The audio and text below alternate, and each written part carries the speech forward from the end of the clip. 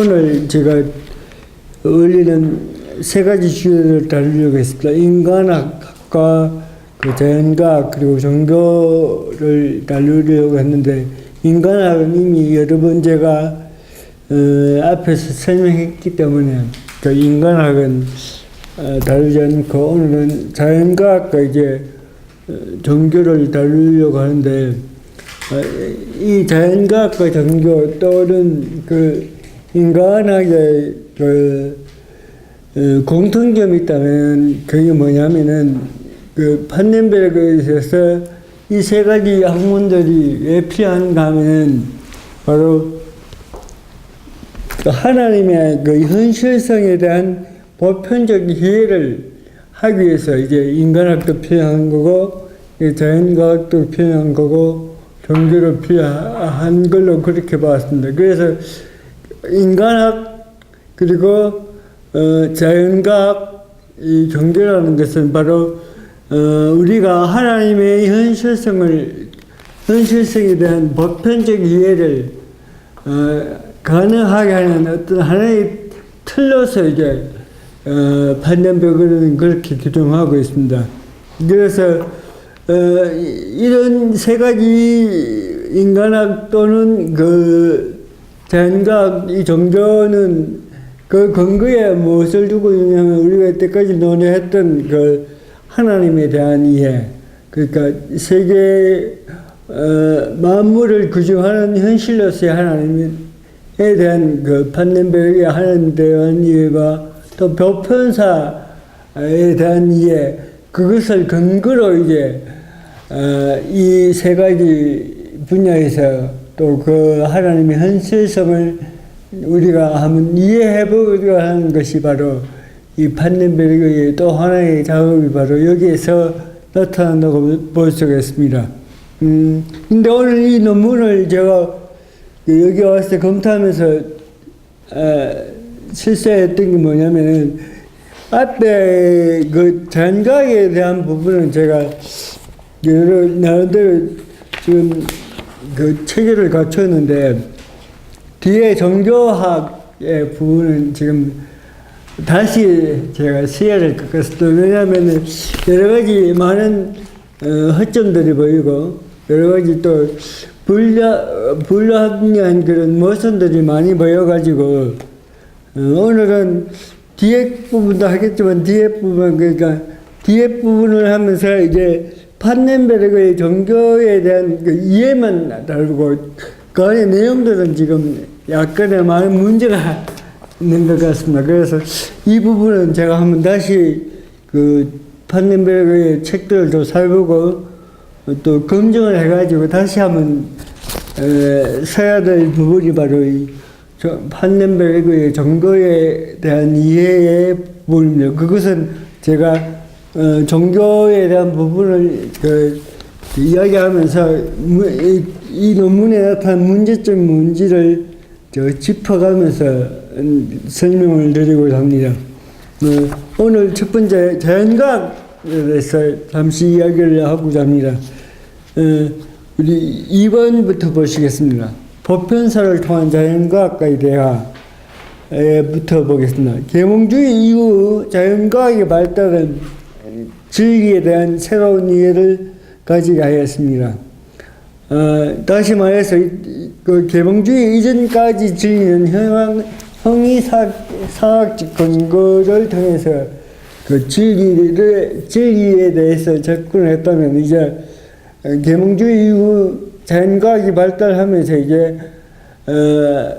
그 진리라는 것은 바로 실험과 검증을 통해서 그렇게 결과된 것들을 이제 진리라고 그렇게 해석하면서부터 이제 형이사학적인 진리가 그 세력을 잃게 되는 겁니다. 그래서 그 형이사학적인 진리가 이제 이 자연과학적인 어떤 그런 학문에 의해서 그 세력이 역할되다 보니까, 또 연이어 그 신학이라는 학문도 이제 자연과학적 세계 속에서 어떻게 그 세력의 그 힘을 유지할 수 없는 그런 상황에 이르게 되었습니다. 그래서 이런 상황에도 불구하고 이제 신학은 이 자연과학과 어떤 관계를 유지해야 될 것인가에 대해서 많은 고민을 해왔고, 또 거기에 대한 어떤 응답들이 바로 계명주의 이후의 신학들의 작업이 아닌가, 또 한편으로 그렇게 볼 수 있다는 것입니다. 다시 말해서 계몽주의 이후의 신학은 바로 이 자연과학적인 물음에 의해서 또는 자연과학적인 세계와 어떻게 이제 관계를 구성해 나갈 것인가에 포인트가 있었다는 거죠. 그래서 그게 그렇게 그런 어떤 두 세계 간의 그 어떤 화합 내지는 또 반대 또 갈등 이런 것들이 이제 표출된 것이 바로 계몽주의 이후 신학의 모습이라는 것입니다. 거기 두 번째 패러그래프에 보면은 이런 이성과 자연과학적 진리 답하기 위해서 일어난 자유주의 신학과 이 신학에 대하여 새롭게 등장하게 된 변증법적 신학에 이르러서는 공통적으로 자연과학과 신학은 관계없는 것으로 규정하고 있습니다. 자유주의 신학과 변증법적 신학에서 이제 공통적으로 어떻게 자연과학적 체계를 이해하게 되느냐면 거기에 나오는 것처럼 자연과학과 신학에 있어서 그 탐구하는 대상이 일단 다르다는 거죠. 다르고 그리고 탐구하는 대상이 자연과학과 신학에서 다르기 때문에 그 대상이란 질문 자체로 다를 수밖에 없다는 겁니다. 그래서 그 자연과학자는 어떻게 질문을 하냐면 이 세상, 이 세계에 대해서 어떻게 이 세계가 형성되는가, 어떻게라는 그 물음을 가지고 이제 이 세계를 이해하려고 했던 반면에 신학계에서는 이 대상에 대해서 왜라는 질문으로 이 세계를 파악하려고 했다는 것입니다. 그래서 어떻게 보면 이제 그 자연과학과 신학의 그 물음이 다르기 때문에 그 질문이 다르기 때문에 거기에서 이제 나오는 해답들도 이제 갈라지게 되는 거죠. 분리가 되고 그래서 그렇게 된다면 이제 이 두 영역에서 사용되는 언어도 다르다고 이렇게 이야기를 합니다. 그래 다르다고 이야기를 하기 때문에 이제 결론적으로 이제 자유주의 신학과 변증법적 신학에 있어서는 이 두 가지 세계가 결코 어떤 관계가 없다라고 그렇게 규정짓고 있다는 겁니다. 그 격주 1번 다음에부터 보겠습니다. 그러나 이러한 두 영역 사이의 분리는 서로의 영역에 대해 관계 없이 진행됐지만 자연과학의 영역을 제한 부분에서는 그 세력이 점점 더 약화되어 갔습니다. 이러한 분리를 넘어서 서로의 영역에 대하여 일정한 삶의 영역이 서로 공유되어야 한다는 전제를 가지고 대화를 시도한 것이 가설적 공론이라는 이론입니다. 이것은 테드 피터스가 만든 그 용어인데 이 테드 피터스가 이 가설적 공론이라는 이 용어를 만든 이유는 바로 판넨베르크의 신학을 그 정의하기 위한, 규정하기 위한 그 테드 피터스의 어떻게 보면 이해라고 할 수 있습니다.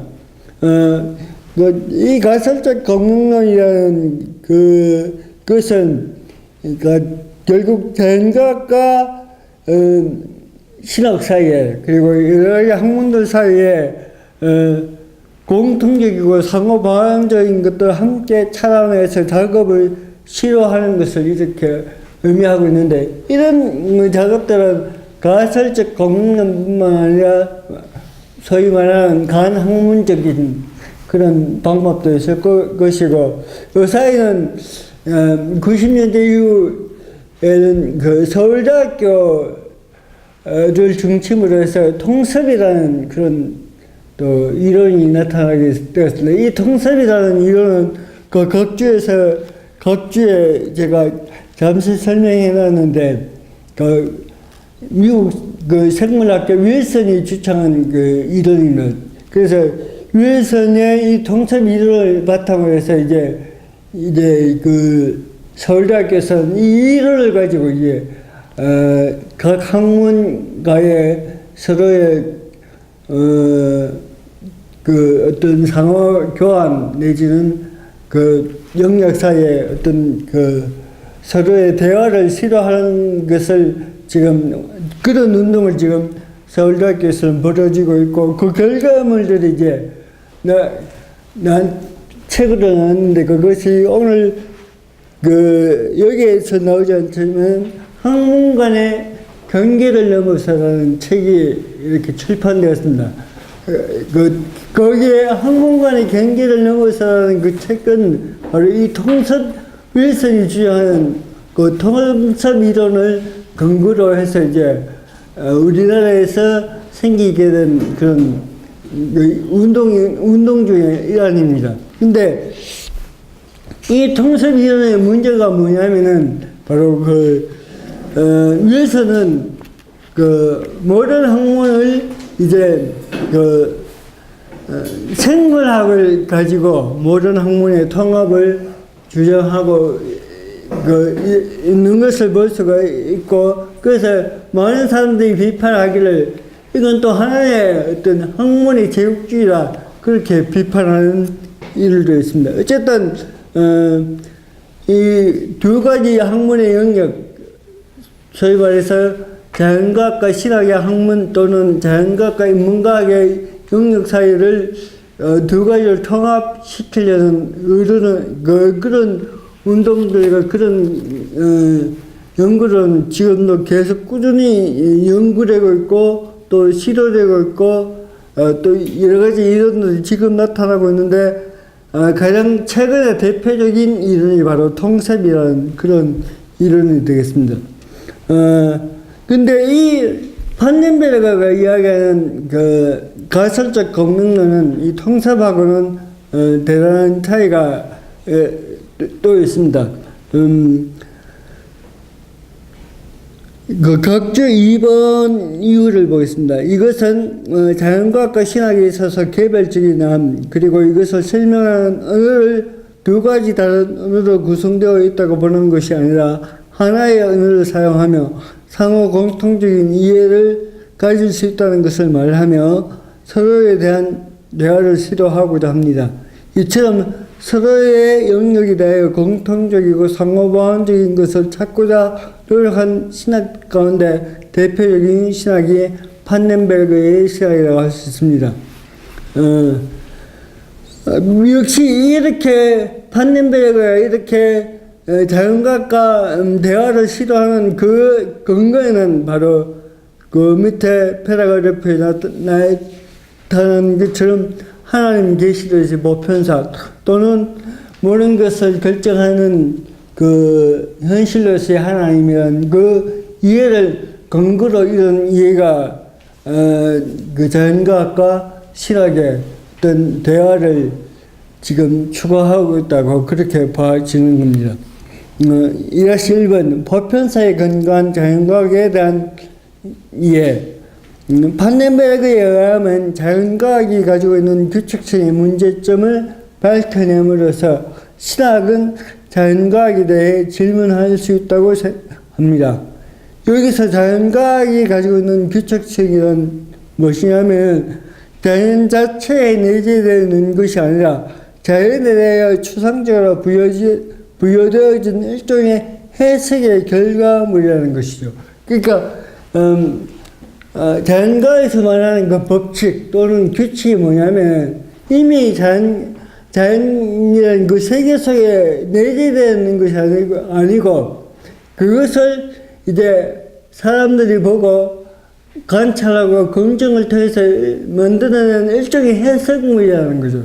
그게 자연과학에서 말하는 법칙이고 규칙이라는 것입니다. 그게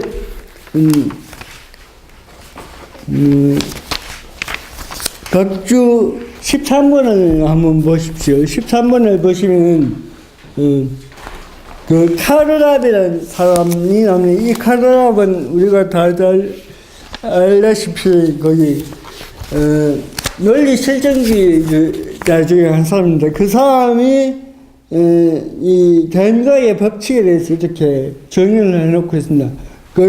그 자연과학적인 법칙이란 보편적인 성격을 가진 것이 아니라 개연적인 것이다. 그러니까 개연적이라는 말은 통계적이고 확률적이라는 것입니다. 그렇기 때문에 법칙이 완전히 검증될 수 없다.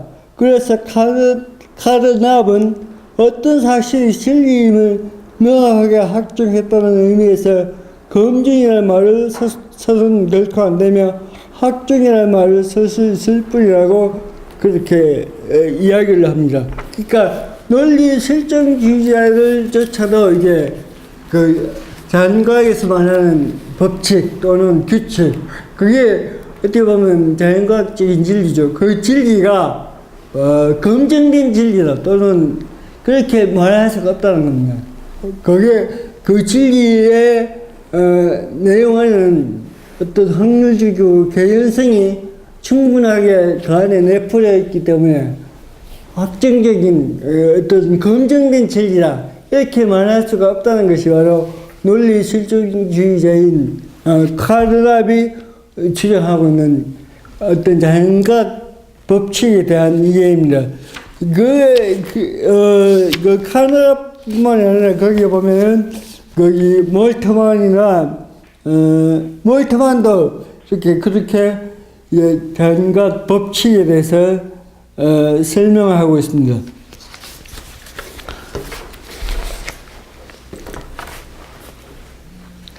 그 2페이지 마지막 마지막 줄 위에부터 읽겠습니다. 왜냐하면 그런 아니면 그렇기 때문에 그 앞에 셋째 줄부터 보겠습니다. 자연에 대해 추상적으로 부여된 일종의 해석의 결과물이 규칙성이라고 합니다. 그렇기 때문에 자연과학이 주장하는 규칙성에 대하여 철학적인 방향성이 가능하며 신학은 자연과학에 대해서 물음을 제기할 수 있는 근거를 가지게 되었다고 이제 판넨베르그는 봅니다. 왜냐하면 판넨베르그는 이 규칙성을 근거하게 하는 실제는 하나님의 피조물로서 그 본성을 갖고 있다고 전제하고 있기 때문입니다. 즉 자연과학이 다루는 자연은 어떤 원인도 없이 만들어진 대상이 아니라 하나님의 창조 작업을 통해서 만들어진 피조물입니다. 그러므로 그는 자연 속에는 규칙성뿐만 아니라 하나님의 의지가 내포되어 있다고 주장합니다. 이런 점에서 자연에 대한 이해는 자연과학의 법칙을 통해서만 아니라 신학적 이해를 통해서도 가능하며 또한 신학은 자연과학의 법칙에 대하여 질문할 수 있는 가능성을 가질 수 있게 되었다고 봅니다. 판넨베르크의 이와 같은 이해는 하나님의 계시로서의 보편사에 근거하고 있다고 볼 수 있는데 역사 안에 존재하는 모든 현실제는 하나님을 나타내는 계시로서 존재하고 한다고 보기 때문입니다.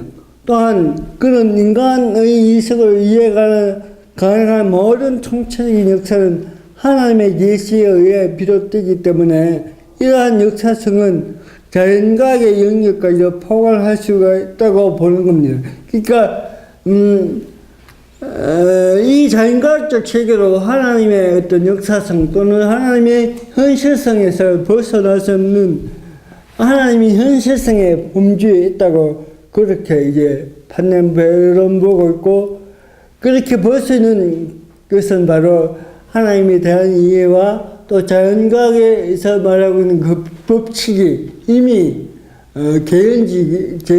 개연적이고 추상적인 해석으로서 그 법칙이 존재하기 때문에 얼마든지 신학적인 질문이 이 자연과학에 대해서 가능하다고 보기 때문입니다.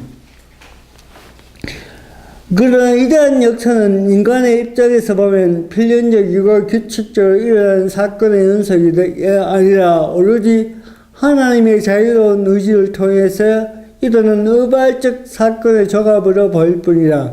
다시 말하면 우리가 보는 역사 속에는 인과관계에 따른 필연성도 존재하지만 예측할 수 없는 우연적 사건이 역사에 포함되어 있다는 것입니다. 이렇게 역사에 포함된 이 우연적인 사건이 역사에만 있는 것이 아니라 이제 이 판넬베르크는 그 자연각 속에서, 그러니까 이 자연 속에서도 우연적인 사건들이 일어나고 그 사건들이 있다고 그렇게 이야기를 합니다. 그리고 판넬베르크는 이와 같은 보편사에 대한 완전한 이해는 역사의 부분적인 인식으로만 가능한 것이 아니라 역사의 전체에 이르렀을 때 가능하다고 보겠다. 역사의 완전한 이해는 정발에서만 이해될 수 있는 것이기에 현재에 대한 이해는 여전히 부분적이라 할 수 있으며 그에 의하면 이러한 부분적인 이해는 검증되지 않는 하나의 가설이 될 수 있다고 봅니다. 이런 점에서 그는 정말론적인 시각을 통해서 역사와 자연을 하나님의 계시를 나타내는 그런 어떤 사건으로 역사로 이렇게 이해를 합니다. 다시 말해서 이 자연이라는 것은 어떻게 보면 역사와 같은 어떤 공통적인 특성을 가지고 있는데, 뭐냐면 역사 안에도 어떤 우연적인 사건들이 개입되고 있는 것처럼 이 자연 세계 속에서 그 자연과학적인 세계에서 그 우연적인 어떤 사건들이 존재하게 되고, 그러면서 볼 때 역사와 이 자연은 같은 어떤 구조를 가지고 있고, 그 모든 자연이든 자연적인 세계든 어떤 역사든 그것은 바로 어떻게 보면 이 정말에 가서 완전하게 이해될 수 있다고 그렇게 보는 것이 바로 판넬베르크의 견해입니다. 판넬베르크는 하나님의 계시의 공간을 역사와 자연으로만 한정시킨 것이 아니라 전 우주를 포괄하는 세계로 확장시켰습니다. 그리고 그는 이 세계를 법칙과 우연성이 함께 공존하는 세계로 이해하였습니다. 이런 점에서 그가 이해하는 자연신학은 세계 속에서 하나님의 본질이 드러나며 또 그것을 인식할 수 있다는 점에서 정례의 자연신학과 다른 특징을 가질 수 있다고 말할 수 있습니다. 정례의 신학의 대상이 초월적인 하나님을 중심으로 하였다면 판넬베르크는 그 하나님이 나타나는 현실 전체를 이 세계로 삼고 있다는 점에서 신학계의 또 다른 패러다임을 제시하고 있다고 볼 수 있습니다. 그렇기 때문에 그가 신학적으로 다루고 있는 현실 전체는 단순히 신학의 대상일 뿐만 아니라 자연과학의 대상이기도 합니다. 또한 이러한 그의 신학적 관심은 그가 규정하고 있는 하나님에 대한 이해를 통해서도 점랑화될 수 있습니다. 이것이 하나님의 창조하에 있는 모든 현실. 판넬베르크는 신학과 자연과학에 있어서 하나님 이해가 필연적으로 존재해야 한다는 것을 다음과 같이 주장하고 있습니다. 성서의 하나님이 우주 창조주인 한 하나님에 대한 진실 없이는 자연과학이 설명될 수 없을 것이며, 반대로 자연이 성서적 하나님에 대한 진실 없이 이해된다면 하나님은 우주의 창조주가 될 수 없다. 이렇게 판넬베르크는 일단 자연과학과 하나님의 관계를 이렇게 주장하고 있습니다. 이러한 판넬베르크의 주장은 관념적인 것이 아니라 하나님이 세계 창조자로서 그리고 모든 것을 결정하는 현실로서의 하나님이라는 이해로부터 출발한다고 볼 수 있습니다. 하나님이 이 세계를 창조하였다는 주장이 우리의 경험 속에서 현실로 나타나지 않는다면 이 주장은 공허하게 되며 성서의 하나님은 무능한 유령처럼 이해될 수밖에 없다는 것이 바로 그의 이해입니다. 또한 이러한 그의 주장의 배경에는 신학적인 명제가 현실의 비판적인 논의를 거치지 않고 단순히 추상적인 교리로만 수용된다면 세계의 실제와 관련을 가지지 못하기 때문에 진리로서 올바른 역할을 하셨다는 의식이 근거되어 있다고 볼 수 있습니다. 또한 이러한 이해는 변증법적 신학, 특히 바르트에 의해 제기된 주장, 즉 신학과 다른 형식의 지식과는 단절되어 있다고 하는 주장과 볼트만의 실존주의 신학으로 인해 분리되었던 타 학문과의 관계를 회복시키는 단초를 제공하셨다고 볼 수 있습니다. 다시 말해 판넨베르크의 하나님에 대한 이해는 세계에 대한 이신론적 세계관과 타 학문으로부터 신학의 소유를 극복할 수 있는 틀을 만들어 주었다고 그렇게 말할 수 있습니다. 판넨베르크에 있어서 하나님이 모든 것을 규정하는 현실로서 존재한다면 시공간을 포함한 모든 현실의 존재와 성격은 자의적으로 결정되는 것이 아니라 하나님에 의해 규정된다는 것을 의미합니다. 그는 모든 현실이 이와 같이 하나님에 의해서 규정된다면 모든 현실에 있어서 그 하나님이 어떻게 그것을 현실을 규정할 수 있는가 이런 흔적이 입증되어야 된다고 그렇게 주장하고 있습니다. 그러므로 신학은 모든 현실의 영역을 개별적으로 탐구해야 할 대상이 아니라 총체적으로 사유해야만 하는 대상을 가질 뿐입니다. 그래서 판넨베르크는 다음과 같이 주장하고 있습니다. 만일 신학이 하나님의 신성을 사유하고자 한다면 신학은 하나님의 인간 역사뿐만 아니라 자연을 결정하는 힘으로 사유해야만 한다.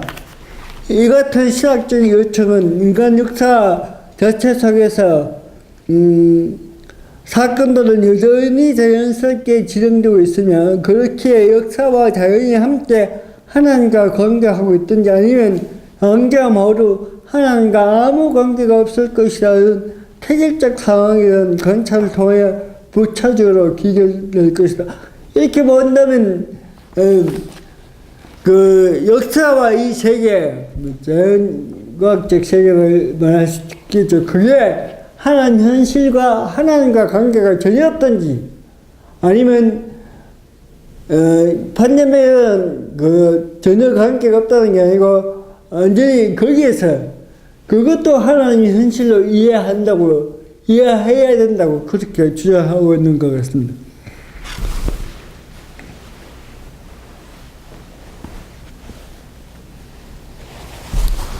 계몽주의 일화시 3번을 보겠습니다. 우발성을 통한 신학과 자연과학에 대해 이게 이거 일화시 3과 그 일화시 4는 이제 판넨베르크가 자연과학적 세계와 대화하기 위해서 구체적으로 이제 자연과학에서 말하는 어떤 법칙을 통해서 이제 거기에서 어떤 신학적인 의미를 구성하고자 하는 게 바로 이 부분인데요.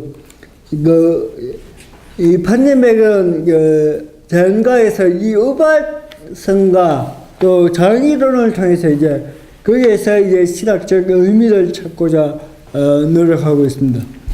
이것 외에 나머지 여러 가지가 있겠지만 핵심적인 것이 제가 보기에는 이 우발적인 사건, 우발성이라는 이 개념과 그 다음에 이야기를 하고 있는 장이론, 이것이 바로 판넨베르크가 자연과학과 대화하기 위한 어떤 중심적인 어떤 모티브가 아닌가 그렇게 생각을 했습니다.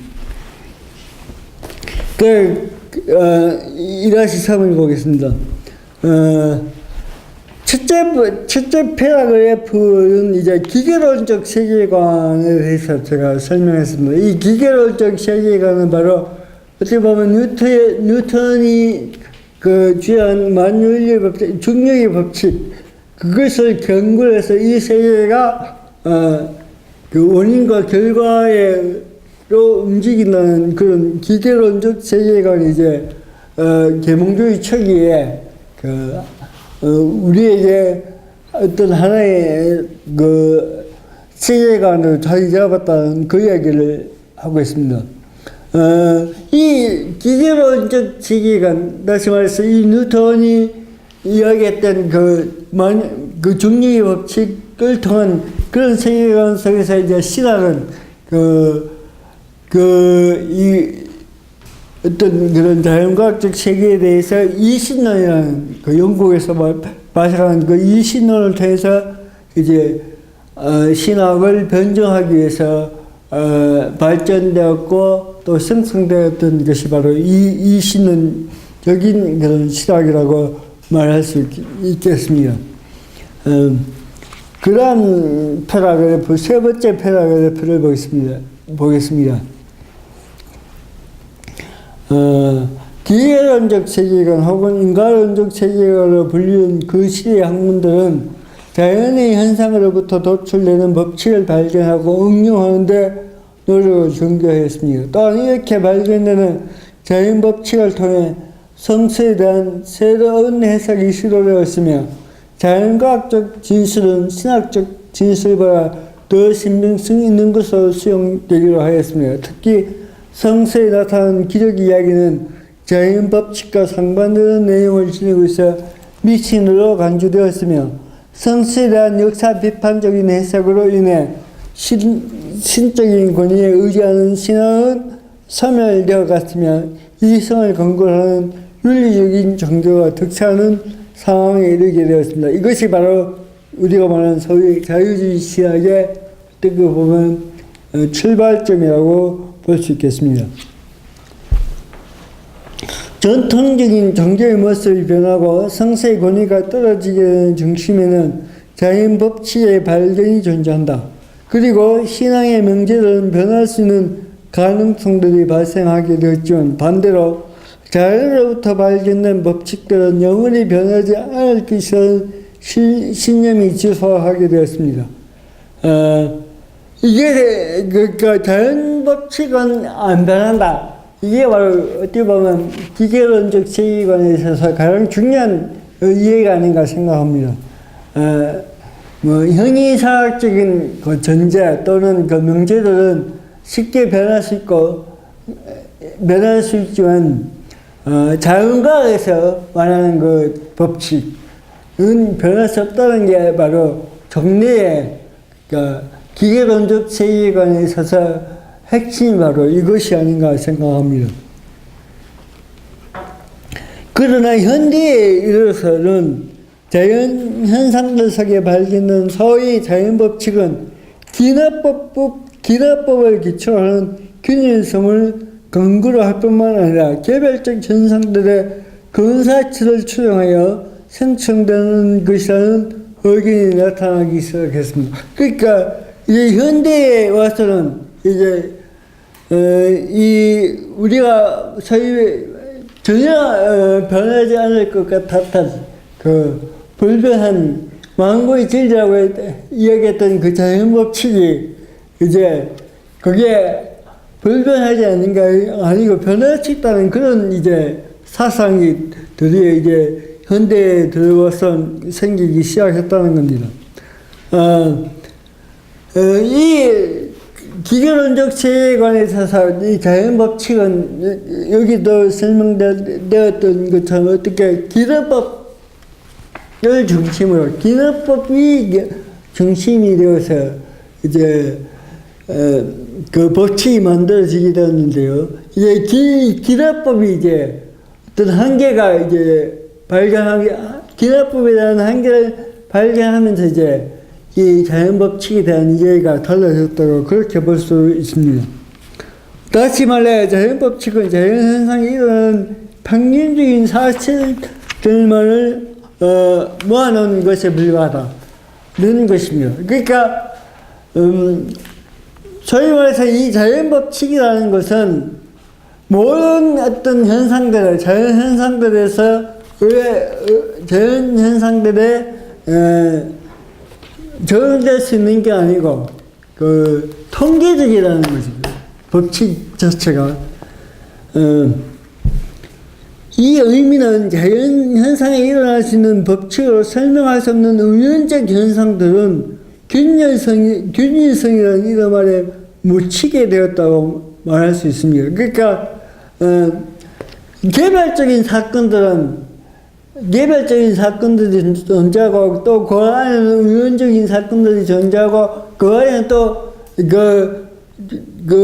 우리가 말하는 소위 법칙으로 설명될 수 없는 그런 사건들이 여러 가지 사건들이 존재하는데 그걸 평균적으로 이제 기준화해서 만드는 것이 바로 이 자연법칙이라는 것이죠. 그래서 그 종래의 기계론적 세계관에 있어서는 이렇게 개별적인 사건들, 개별적인 어떤 관찰 속에서 일어나는 그 사건들에 대해서는 이때까지 무시하고 있었다. 그런 말로 설명할 수 있겠습니다. 이러한 자연법칙은 불변하는 진리가 아니라 변할 수 있으며 자연현상 전체를 설명하는 것이 불가하다는 인식은 19세기 양자역학이 새롭게 등장하면서부터입니다. 양자역학이 우리에게 제시하고 있는 관점이 기계론적 세계관의 관점과 다른 점이 있다면 그것은 자연에서 일어나는 사건들의 미시구조는 기계론적 자연법칙으로 관찰될 수 없으며 오히려 개연성에 의해서 관찰될 수 있다는 것을 의미합니다. 바로 이것이 소위 말하는 양자역학에 있어서 가장 핵심적인 이야기입니다. 다시 말해 자연법칙에 의해 밀려 은폐되어 있었던 위헌적 요소들이 자연과학적 사고에 있어서 중심적인 개념으로 등장하게 되었습니다. 이 개념의 확고한 근거는 엔트로피 법칙이 정리하고 있습니다. 즉 엔트로피의 법칙이라는 것은 연력학 제2법칙이라고 이야기하는데 따르면 우리가 경험하고 있는 이 세계는 종래의 자연법칙의 반복성이 더 이상 용납도 되지 않는 비가역적 세계를 임을 나타내고 있습니다. 그러니까 이 법칙의 또 하나의 이제 특성은 아까 전에 그 법칙을 이야기하면서 균일성, 평균이라고 이야기했는데 또 하나의 법칙은 바로 뭐냐면은 반복성이라는 거죠. 그러니까 자연법칙이 되는 것은 그 똑같은 실험을 계속 반복하면 계속 똑같은 결과가 일어났기 때문에 그 똑같이 반복되어 일어난 결과가 같기 때문에 그것을 하나의 법칙으로 이제 만들어지는 건데 그 결과들이 이제 이 양자역학 세계에서는 그 결과들이 그 실험마다 또 그 실험을 하는 환경도 여러 가지 조건에 따라 결과들이 변할 수 있고 또 똑같은 결과가 반복되지 않는다는 게 이제 양자역학에서 말하는 특징들입니다. 그러므로 우리가 파악할 수 있는 세계는 불변한 법칙으로 이루어진 것이 아니라 확률적인 경우의 수를 가지고 존재하는 세계라고 말할 수 있습니다. 이런 상황에서 반복되지 않는 사건들의 흐름으로 시간 위에 존재하는 사건은 그 나름대로 역사를 가질 수 있다는 주장들이 생겨나게 되었습니다. 그러니까 이제 자연이라는 이 역사는 모든 사건들은 반복이 되지 않는다는 거죠. 그러니까 반복이 되지 않기 때문에 그 개별적인 사건들은 어떤 개별성을 가지고 있고 특별한 어떤 성격을 가지고 있고 그것이 모여서 하나의 역사가 이루어지고 이제 그게 바로 역사고 거기서 그런 어떤 종합에도 통일성을 찾는 게 바로 역사의 의미라고 그렇게 이제 규정할 수 있겠죠. 그런 점에서 이제 자연 세계 안에서 우리가 소위 말하는 자연과학적 세계 안에서 일어나는 모든 사건들도 어떻게 보면 역사적인 사건이라 그렇게 이게 이해될 수 있다는 것입니다. 그리고 이와 같은 의발적 요인들은 자연과학에 있어서 논쟁이 되고 있는 우주의 기원과 연결세계에 일어나는 사건들을 하나의 법칙으로 구성하고자 하는 대통일 이론, 그리고 생명의 기원에 대한 물음에 있어서 중심이 되고 있는 진화론에 이르기까지 모든 실제적 세계 속에서 존재하는 것으로 나타나고 있습니다. 이 대통일 이론은 아시다시피 이제 미시 구조 세계와 거시 구조에서 공통적으로 설명될 수 있는 그 자연법칙, 그러니까 미시 구조에서도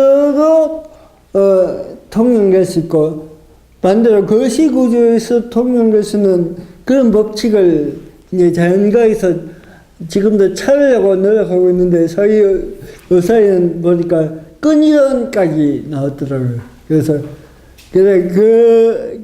그런 어떤 이론들을 찾으려고 지금도 노력하고 있는 게 바로 이 자연과학적인 세계의 지금의 현상들이고, 어쨌든 여기서 중요한 것들은 하나의 법칙으로 또는 소위 말하는 지금 동네에 대한 과학적 법칙으로 설명될 수 없는 그런 비가역적인 그런 사건들이 우리가 살고 있는 이 세계에 존재한다. 그것이 바로 어떻게 보면 역사라고 그렇게 판넨베르크는 규정하고 있는 것 같습니다.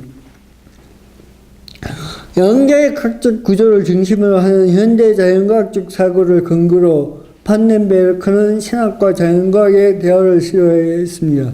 그에 의하면 의발삭 또는 우연성이라는 개념을 창조론과 역사 속에 나타나는 하나님의 구원 행위를 통하여 이해하고 있는 바와 같이 우주의 존재로 필연적인 것이 아니라 신적인 창조의 자유로운 활동의 측면에서 우주의 존재 자체를 의발적이라는 주장을 하고 있습니다. 이처럼 역사 속에 나타난 하나님의 행위로 인간의 입장에서 보면 의발적 성격을 가집니다. 그리고 존재 가능성의 미래와 결부되어 있다는 점에서 의발성과 시간의 구조 사이에는 밀접한 연관관계가 있다는 것입니다. 또한 하나님의 모든 피조물은 매 순간 존재의 보존을 필요로 하는데 신학적은 이것을 계속적 창조로 부릅니다. 즉 하나님의 창조는 태초에만 일어났던 이례적인 사건이 아니라 매 순간 피조물 가운데 일어나는 사건으로 봅니다. 모든 시간의 흐름과 사건 속에서의 존재는 자연법칙에 의해서만 보존되는 것이 아니라 의발적 창조에 의해서 보존된다는 것을 의미합니다. 그래서 그런 이 의발성을 역사적 의발성이라고 하며 하나님의 의발적 행위를 통해서 이어져가는 역사는 무한히 반복되는 것이 아니라 비가역적인 성격을 가진 역사로 이해하고 있습니다. 이와 같은 점에서 우리가 인식하고 있는 대상으로서 세계는 그것이 자연과학적 영역이든 신학적 영역이든 사건들의 발생들이 연속성을 가지고 있음에도 불구하고 비가역적 성격을 갖고 있는 역사로 이해할 때 두 영역 사이에 대화는 가능할 수 있다는 것이 판넨베르크의 주장입니다.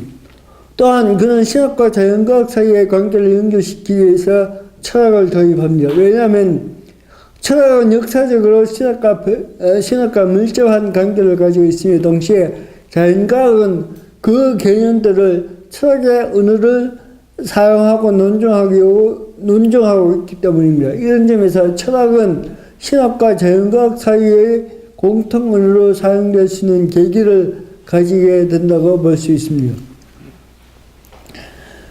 장이론을 통한 신학과 자연과학에 대하 판넨베르크가 주장하고 있는 의발성의 개념이 신학과 자연과학 사이의 형식적 관계를 정립하기 위한 도구였다면 장이론을 통해 하나님의 행위를 설명하고자 하는 그의 의도는 신학과 자연과학 사이의 내용적인 면에서 대화를 시도하고자 하는 것으로 볼 수 있습니다.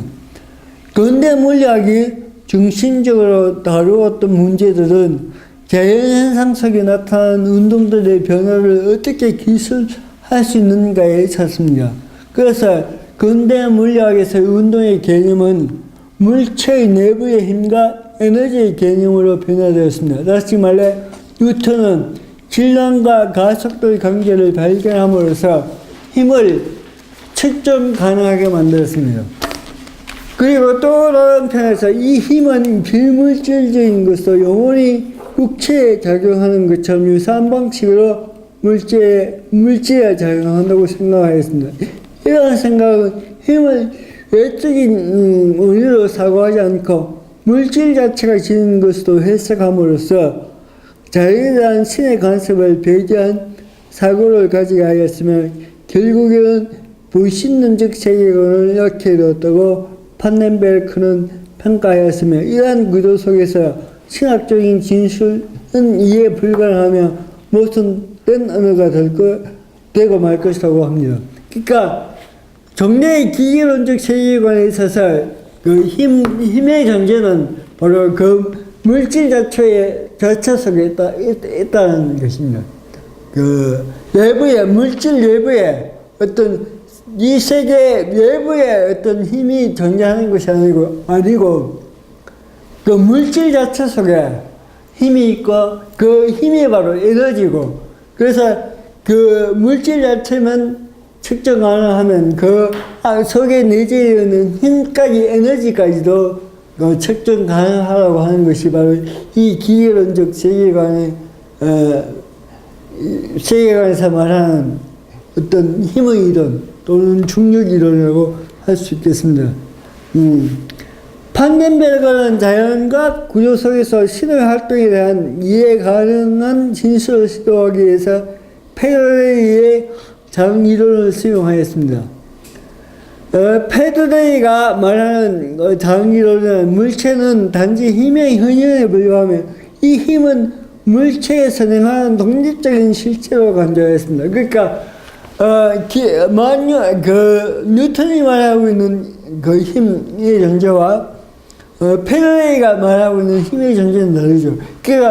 그러니까 뉴턴은 그 힘이 그 물체 자체 속에 있었다면, 물체 자체 속에 내재하고 있다면, 페더레이의 자연기론에 의하면 그 힘이라는 존재는 물체 속에 내재되어 있는 것이 아니고 물체와 독립적으로 물체의 외부에 존재하는 것으로 이렇게 규정하고 있다는 것입니다. 이 이론에서 가장 중요한 점은 힘이 장의 특정 이치와 시점들에 집중된 현상들을 인식한다는 것입니다. 다시 말해서 힘은 물질들 속에 내재되어 있는 것이 아니라 물질을 둘러싸고 있는 공간에 독립적으로 존재하는 물리적 실체라는 것입니다. 그러므로 물체가 가지고 있는 위치, 속도, 에너지와 같은 구체적인 단위들은 독립적으로 설명할 수 없게 되었고, 이러한 구체적인 단위들의 관찰은 실험 상황에 따라 가변적일 뿐만 아니라 이들의 존재의 유무로 확률로만 표시될 수 있는 상대적 결과를 낳게 되었습니다. 그러니까 힘과 이제 그 물체가 떨어졌기 때문에 그 힘과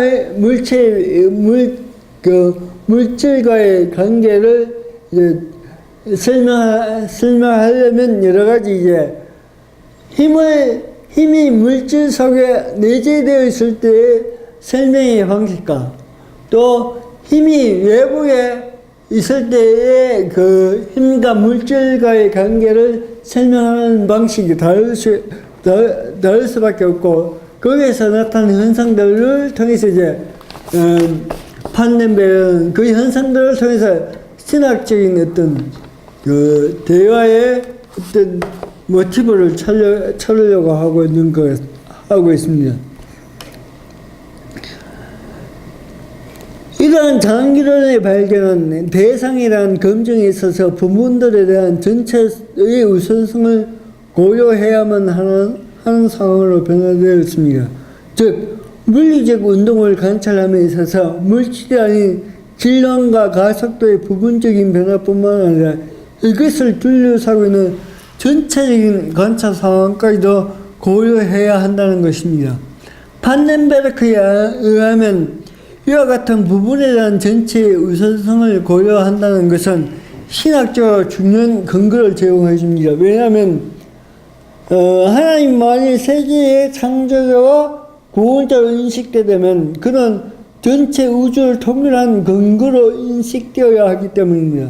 그러나 이러한 이해는 자칫하면 물리학적인 의미와 구조를 지닌 장이론을 신학적인 의미로 사용함으로써 물리학의 본래의 개념을 상실해버릴 위험성을 지니게 됩니다. 판넨베르크는 이와 같은 위험성을 극복하기 위해서 장이론에 대한 형이사학적 근거를 밝히고 있습니다. 다시 말해 장이론은 페르델가 말한 그 장이론은 물리학적 이론이기 이전에 형이사학적 개념에서 출발했다고 보았습니다. 장이론의 형이사학적인 근거는 스토아 학파의 실적인 프로이마론에서 이제 그 근거를 발견하는데 여기서 신적인 프로이마는 모든 사물을 관통하는 힘으로서 강한 장력을 가지고 세계의 서로 다른 부분들을 엮어 전체 우주로 만들어주는 가장 미시한 물질로 인식하였습니다. 그렇게 이제 신적인 프로이마론이 규정되어 있습니다. 이런 스토아 학파의 이 프로이마 이론은 교부신학의 성령론을 형성하는 데 영향을 미쳤습니다. 그러나 신적인 이 프로이마 이론이 미시한 물질이라는 것 때문에 더 이상 성령론의 이해에 있어서 그 이후에 수용되지 못하였습니다. 이런 신적인 프로이마 이론을 넘어선 현대적인 장 이론에서는 그 미시한 물질이 존재하지 않는다는 것을 이제 봤다는 거지요. 그래서 현대적인 장 이론은 모든 창조에 대하여 역동적으로 현존하는 성령론을 해석할 수 있는 틀을 제공해 주고 있습니다. 이처럼 판넨베르크는 기계론적 세계관을 통해서 분명히 해결할 수 없었던 문제들을 현대 물리학에서 파생되는 이론들을 가지고 신학적인 진술을 새롭게 해석하고자 했으며 나아가 자연과학과의 소통을 이루고자 노력하였습니다. 이것이 바로 판넨베르크가 자연과학과 신학의 어떤 그 대화를 이루기 위한 어떤 가장 중요한 어떤 모티브가 바로 여기에 있다고 그렇게 생각됩니다.